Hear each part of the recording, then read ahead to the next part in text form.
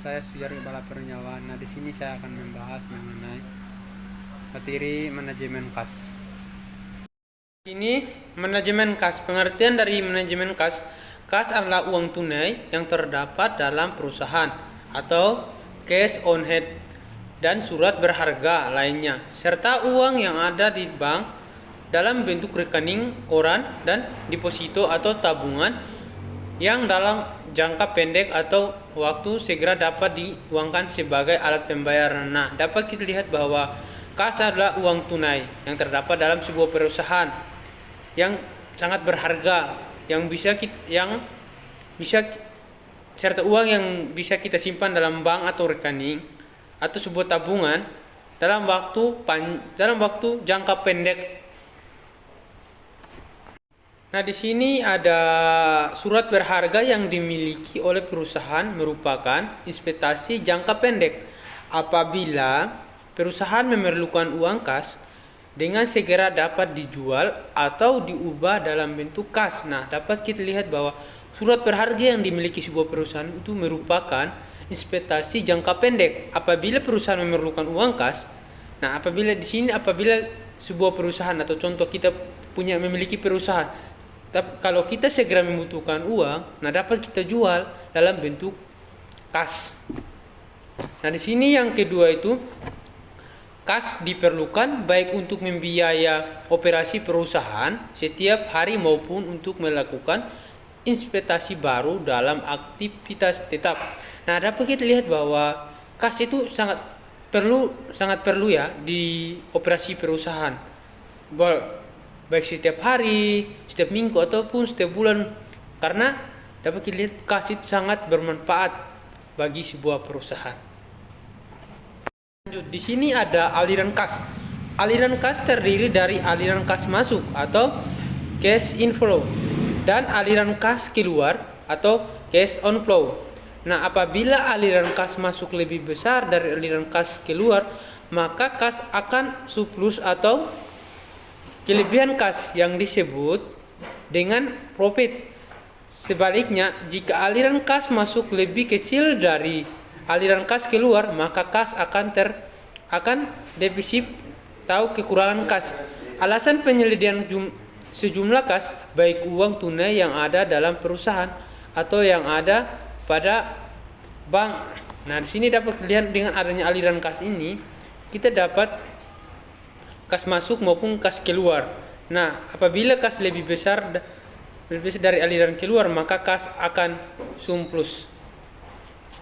Nah, di sini kita dapat lihat bahwa aliran kas itu dibedakan menjadi 3 bagian, yaitu kebutuhan untuk operasional perusahaan dalam melakukan transaksi yang terjadi. Nah, dapat kita lihat bahwa operasional perusahaan itu melakukan transaksi yang terjadi dari sebelum atau sesudah. Yang kedua itu kebutuhan untuk selalu tersedia kas untuk menjaga-jaga dalam mengatasi pembayaran yang tidak diperkirakan setiap harus dibayar sehingga tidak mengganggu operasional perusahaan. Nah, dapat kita lihat bahwa kebutuhan untuk selalu tersedia kas itu untuk berjaga-jaga atau kita harus menjaga-jaga atau mengawasi pembayaran yang tidak dipikirkan setiap saat. Nah, yang ketiga itu kebutuhan untuk memperoleh keuntungan atau spekulasi dengan adanya perubahan harga yang menguntungkan dengan menjual surat berharga yang berharganya naik. Nah, begitu pula jika diperkirakan tingkat suku bunga akan naik dan harga surat berharga akan turun, maka dapat disarankan untuk menahan kas, termasuk dana yang disimpan di bank sampai tingkat suku bunga naik kembali. Selanjutnya di sini ada budget kas. Adalah estimasi terhadap posisi kas pada periode tertentu. Nah, penyusunan budget kas sangat diperlukan karena akan diketahui kapan perusahaan dalam keadaan defisit kas atau kekurangan kas sehingga perusahaan mengusahakan kas untuk menutup defisit tersebut. Nah, begitu pula dengan keadaan surplus atau kelebihan kas karena operasi perusahaan sehingga uang kas dapat digunakan pada kegiatan yang lebih menguntungkan. Nah, dapat kita lihat bahwa budget kas adalah estimasi terhadap posisi kas. Nah, pada periode tertentu, nah dapat kita lihat bahwa periode tertentu atau waktu tertentu. Nah, di sini ada anggaran kas bertujuan untuk pengendalian kas perusahaan yang merupakan aspek penting bagi manajer keuangan sebagai alat utama untuk peramal keuangan jangka pendek. Apabila anggaran kas ini digunakan secara tepat, maka dapat menunjukkan jumlah dana yang dibutuhkan, kapan terjadinya defisi anggaran, sehingga manajer keuangan dapat mengantisipasi dengan merencanakan pinjaman untuk menutup defisi tersebut. Dapat kita lihat bahwa anggaran kas bertujuan untuk memudahkan kas perusahaan yang merupakan aspek penting bagi manajer keuangan. Nah, dapat kita lihat bahwa dengan adanya anggaran kas ini, perusahaan itu dapat menggunakan aspek manajer keuangan sebagai alat utama peramal keuangan dalam waktu pendek. Nah, di sini ada anggaran kas dapat menunjukkan kapan arus kas cukup untuk melunasi hutang perusahaan. Oleh karena itu, di dalam anggaran kas perlu membedakan transaksi usaha dan transaksi finansial. Transaksi usaha membuat penerimaan kas dan pengeluaran kas sehingga diketahui kapan perusahaan mengalami defisit, sedangkan transaksi finansial membuat rencana penarikan piutang dan jumlahnya untuk menutup defisit dan rencana pembayaran hutang dan pembayaran bunga. Nah, dapat kita lihat bahwa di sini ada dua transaksi. Yang pertama itu transaksi usaha dan transaksi finansial. Nah, untuk transaksi usaha itu menerima sebuah uang kas atau mengeluarkan kas. Sedangkan untuk transaksi finansial itu membuat atau merencana menarik piutang dan jumlahnya. Nah, di sini ada update kas lagi. Apabila dalam anggaran kas harus selalu disediakan saldo kas minimum atau saldo kas minimum pengaman di sini, atau dalam kurung itu SCB sama dengan setiap case balance A, maka perlu disesuaikan dengan adanya perubahan perusahaan dalam waktu jangka panjang atau memperhatikan faktor-faktor yang mempengaruhi saldo minimum. Harus melakukan sejumlah pinjaman atau utang untuk menutupi defisit. Maka hutang atau pinjaman tersebut dapat ditentukan berdasarkan formulasi sebagai berikut. Nah, di sini ada pinjaman sama dengan defisit ditambah SCB ditambah bunga saldo awal. Nah, dapat kita lihat ya bahwa dengan adanya kas ini kita harus menyediakan saldo dulu. Karena kita tidak tahu dalam jangka panjang itu apakah ada faktor-faktor yang mempengaruhi atau apakah kita memiliki piutang atau apa. Nah, di sini harus melakukan jumlah pinjaman atau karena kalau kita dalam kas itu tidak ada saldo, nah kita itu sebagai perusahaan harus berusaha untuk utang atau pinjaman ke perusahaan tersebut sehingga kita bisa menutupi defisit tersebut. Ini ada update kas. Di sini update kas terdiri dari dua bagian. Yang pertama itu estimasi penerimaan kas yang berasal dari hasil penjualan barang secara tunai, penerimaan piutang, penerimaan bunga, penerimaan dividen hasil penjualan, aktivitas tetap dan penerimaan lainnya. Dapat kita lihat bahwa yang pertama itu adalah estimasi atau penerimaan yang berasal dari hasil penjual. Nah, dapat kita lihat bahwa estimasi itu merupakan dari hasil penjual kita sendiri. Dapat kita menerima piutang atau dapat kita menerima bunga. Nah, yang kedua itu estimasi pengeluaran kas yang dapat digunakan pembelian bahan mentah, pembayaran hutang, pembayaran upah buruh atau gaji karyawan biasa, administrasi dan umum biasa, penjualan, pembayaran bunga, pembayaran dividen dan lainnya. Dapat dilihat bahwa estimasi pengeluaran kas, nah itu dapat kita gunakan atau kita membeli sebuah bahan-bahan dari tempat-tempat lain. Nah, itu termasuk dalam estimasi pengeluaran kas atau kita membayar gaji-gaji karyawan. Nah, di sini ada beberapa kas disusun untuk mengetahui. Nah, itu pertama itu posisi kas, yang kedua surplus atau defisit, yang ketiga itu kapan dana diperlukan dan besarnya berapa. Nah, yang keempat itu kapan kredit dibayar kembali dengan adanya kas yang tersedia. Nah, di sini ada tahap penyusunan Bubdes kas. Yang pertama itu tahap pertama adalah operasional transition, yaitu tahap estimasi penerimaan dan pengeluaran sehingga dapat diketahui adanya defisit atau surplus karena rencana operasi perusahaan. Nah, dapat dilihat bahwa yang pertama itu tadi kan kita sempat membahas yang estimasi penerimaan kas seperti apa dan pengeluaran kas seperti apa, sehingga kita bisa tahu definisi atau surplus itu, atau kita bisa tahu rencana ke depan operasi perusahaan itu akan seperti apa. Nah, yang kedua itu tahap kedua adalah financial transaktif atau tahap estimasi keperluan dana atau kredit dari bank untuk sumber lainnya yang diperlukan dalam pembayaran untuk menutup defisit kas karena operasi perusahaan dan pembayaran hutang, pembayaran bunga, dan pembayaran lainnya. Nah, dapat kita lihat bahwa yang kedua itu adalah estimasi keperluan atau kredit. Nah, dapat kita lihat bahwa keperluan itu seperti kita memerlukan barang dari perusahaan tersebut. Nah, dengan adanya defisit ini dapat membantu kita, atau kita bisa membeli barang dari operasi perusahaan tersebut dengan kita membayar tanpa kita mengutang atau membayar bunga. Dapat kita membayar bunga juga. Ini dapat kita lihat contoh budget penerimaan dan pengeluaran kas. Nah, di sini budget penerimaan dan pengeluaran kas periode Juli. Kas periode dari bulan Juli sampai Desember pada tahun 2016. Nah, di sini ada estimasi penerimaan kas. Nah, di sini untuk bulannya pada tahun 2016. Nah, untuk sini keterangannya penjualan tunai dan penagihan piutang atau dan lain-lain. Nah, dapat kita lihat untuk bulan Juli sendiri itu adalah untuk penjualan tunainya itu sebesar 57.000, sedangkan penagihannya itu 122.500.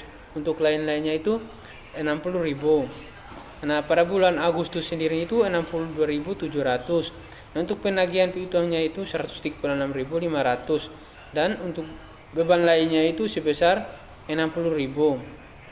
Nah, pada bulan September sendiri itu penjualan tunainya itu sebesar 71.250. Nah, untuk penagihan piutangnya itu sebesar 150.500. Nah, untuk beban lainnya sebesar itu 600. Nah, pada bulan Oktober sendiri itu sebesar 79.000. Untuk penagihan piutangnya itu 169.750. Nah, untuk beban lainnya sebesar 70.000. Nah, untuk bulan November itu sebesar 78.375. Untuk penagihan piutangnya itu sebesar 190.750, dan beban lainnya itu sebesar 700. Nah, untuk bulan Desember itu penjualan tunai itu sebesar 1.200. Nah, untuk penagihan piutangnya itu sebesar 193.375. Untuk beban lainnya itu sebesar 75.000. Nah, untuk estimasi pengeluaran kas. Nah, untuk pada tahun 2006 untuk pembelian tunai dan pajak pesorangan. Nah, pada bulan Juli itu sebesar 100.000, sedangkan untuk pajaknya itu kosong dan beban lainnya sebesar 160.000. Nah, untuk bulan Agustusnya sendiri itu sebesar 120.000. Nah, untuk pajaknya itu tidak ada. Untuk beban lainnya itu sebesar 200.000. Nah, untuk bulan September sendiri itu sebesar 150.000, sedangkan pada pajaknya itu sebesar 60.000. Beban lainnya itu kosong. Nah, pada bulan Oktober itu sebesar 20.000, sedangkan pajak itu kosong dan lain-lainnya itu sebesar 200.000. Nah, untuk bulan November itu sebesar 160.000, sedangkan pajak itu kosong dan beban lainnya juga kosong. Nah, untuk Desember itu sebesar 150.000 dan pajaknya itu 160.000, sedangkan beban lainnya 220.000. Nah, di sini data tambahan saldo kas pada bulan Juli tahun 2016 sebesar 20.000. Nah, subjek kas balancena itu 10.000 sama dengan persediaan uang kas yang tidak boleh digunakan. Dan di sini diminta buatlah berikut budget penerimaan kas dan pengeluaran kas operasional transitio. Nah, di sini buatlah schedule budget penerimaan dan pembayaran hutang. Yang ketiga itu buatlah budget kas periode bulan Juli sampai Desember pada tahun 2016. Dapat kita selesaikan yang pertama tadi itu budget penerimaan dan pengeluaran kas periode bulan Juli sampai Desember pada tahun 2016. Nah, di sini dapat kita keterangan itu transaksi penerimaannya itu ada pada bulan Juli, Agustus, September, Oktober, November, dan Desember.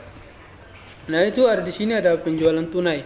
Nah, pada bulan Juli itu sebesar 57.000, sedangkan di bulan Agustus itu 62.700. Pada bulan September itu 71.250, sedangkan pada bulan Oktober itu 79.800, sedangkan bulan November itu sebesar 78.375, Desembernya itu 91.200. Nah, untuk penagihan sendirinya itu sebesar 122.500, pada bulan Agustus 136.500, pada bulan September itu 150.500, pada bulan Oktober 169.750, pada bulan November itu 195.750, sedangkan bulan Desember itu 193.775.000. Nah, untuk lain dan beban lainnya sebagian tadi itu sebesar 80.000. Agustusnya itu 80.000 juga, September 60.000, pada bulan Oktober 70.000, pada bulan November itu sebesar 60.000, dan Desember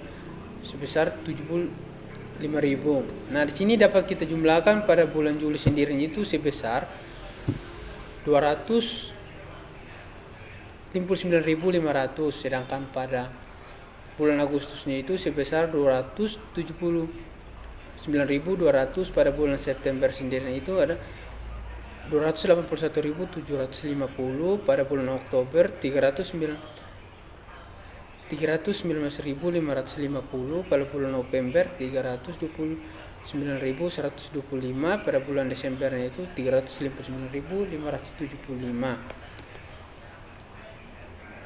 Nah, di sini dapat kita lihat taksiran pengeluaran.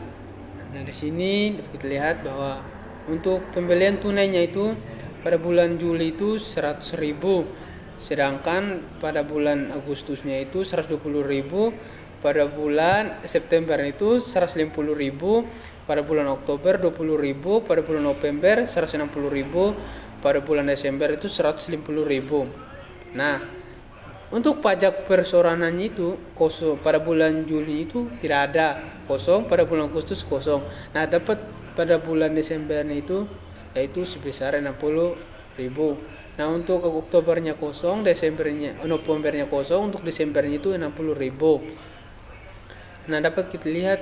Nah, di sini untuk beban lain-lainnya itu pada bulan Juli 160, pada bulan Agustusnya itu 200.000, September kosong, pada bulan Oktober itu 200.000, pada bulan November kosong, pada bulan Desember itu sebesar 220.000. Nah, dapat kita jumlahkan di sini. Nah, jadi kita tambahkan dulu. Nah, di sini untuk bulan Julinya itu sendiri itu 260. Nah, 260 itu dapat dari mana? Dapat dari 100.000 ditambah 160. Begitu juga dengan bulan Agustus 310.000. Dapat dari mana? Nah, dapat dari 120 ditambah 200. Nah, pada bulan Septembernya itu 210. Nah, kita tambahkan 150 sama 60.000. Nah, bulan Oktober itu begitu juga 220.000, pada bulan November 160.000, pada bulan Desember itu 430.000. Nah, dapat dilihat. Nah, siklusnya itu dalam kurung itu 500. Dan juga di sini dapat dilihat bahwa 40.800 lain sebagainya. Nah, di sini dapat dilihat untuk siklus penerimaan dan penerimaan hutang penyelesaian. Dapat kita dapat baca sendiri ya teman-teman. Di sini udah jelas. Di sini untuk perhitungan mencari jumlah kredit yang harus diambil pada bulan Agustus itu jumlah defisit dan ditambah itu substitutif kas, belanja dan saldo awal kas, itu dibeli 10.000 dikurangi 19.500 sama dengan 31.300. Di sini dia sempat minta kita itu harus buat budget kas periode Juli sampai bulan Desember pada tahun berbeda ya. Nah, di sini kita dapat lihat penyelesaian yaitu budget kas periode Juli sampai Desember pada tahun 2016. Nah, keterangannya itu pada bulan Juli, Agustus, September, Oktober, November dan Desember. Nah, di sini saldo kas awal yaitu 20.000, pada bulan Agustus 19.500, bulan September itu 10.000, pada bulan Oktober 81.750, pada bulan November 150.000, pada bulan Desember itu 319.125. Nah, di sini ada penerimaan kas. Penerimaan kasnya itu enggak ada ya. Nah, di sini ada penjualan tunai sebesar pada bulan Juli sendiri itu sebesar 57.000, pada bulan Agustus 62.700, Septembernya itu 71.250, pada bulan Oktober 79.800, Desember pada bulan November itu 78.375. Nah, pada bulan Desember itu 91.200. Nah, di sini ada penagihan piutang. Nah, sama juga seperti hal berikut tadi ya pada tabel pertama dan kedua ya. Nah, di sini pada bulan Juli sendirinya itu sebesar 122.500. Nah, pada bulan Agustus 136.500, pada bulan September itu 150.500, pada bulan Oktober itu 169.750, pada bulan November 190.750, pada bulan Desember 193.375.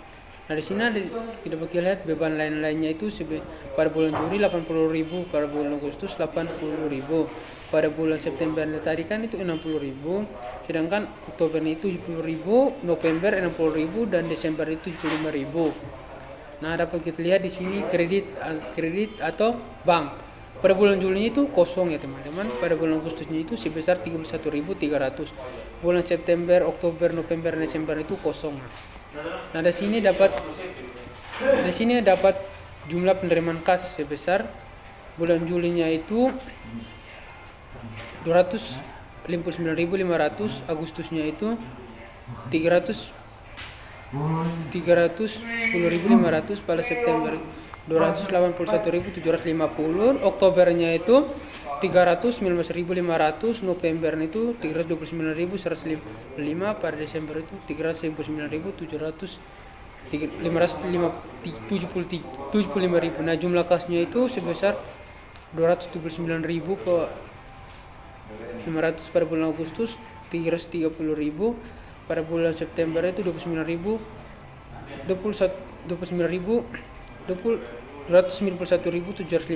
Oktober 401.300, November itu 429.125.000, pada bulan Desember itu 678.700. Nah, di sini ada pengeluaran kas. Nah, teman-teman, pengeluaran kasnya itu di sini ada pembelian sebesar 100.000 per bulan Juli, pada Agustus 120.000, September 150.000, Oktober 20.000, November 160.000, Desember 150.000. Nah, di sini untuk pajak pensiunan, nah itu pada bulan Juli kosong, Agustus kosong, dan untuk September itu 60.000. Sama halnya dengan Oktober, November kosong ya, Desember itu 60.000. Nah, untuk beban lain sebagainya itu 160.000 pada bulan Juli, Agustusnya itu 200.000, September kosong, Oktobernya itu 200.000, untuk Novembernya itu kosong, dan Desember itu 220.000. Nah, di sini ada bayar kredit atau bank. Nah, Juli kosong, Agustus kosong, September kosong. Untuk Oktobernya itu 31.300, Novembernya itu kosong, Desembernya kosong. Nah, di sini dapat kita Jumlah pengeluaran itu sebesar pada bulan Juli itu 260.000. Nah, itu kita tambahkan dari 100.000 sama 160. Dan di sini untuk bulan Agustusnya begitu kita tambahkan juga menghasilkan 320.000. Nah, untuk September itu begitu juga kita tambahkan sebesar 210.000. Nah, di sini pada bulan Oktober kita tambahkan juga sama dengan 251.300. Nah, pada bulan November itu kita tambahkan juga sebesar 160.000. Dan Desember itu kita tambahkan juga dari 150, 60 sama 220 tadi sama dengan 430.000. Nah, di sini untuk saldo kas terakhirnya itu pada bulan Juli sebesar 19.500, pada bulan Agustus 10.000. Nah, di sini pada bulan September 81.750, untuk Oktobernya itu 150.000, untuk Novembernya itu 319.125, pada bulan Desembernya itu 248.700. Demikianlah video pembelajaran yang mengenai apa itu manajemen kas. Dan di sini saya sudah memberikan contoh soal yang mengenai itu budget penerimaan kas dan pengeluaran kas pada tahun 2016. Nah, mohon maaf jika ada kata yang salah atau penyampaian kata yang kurang tepat atau dalam penyampaian perhitungan kas keluar dan kas masuknya itu mohon dimaafkan. Sekian dan terima kasih.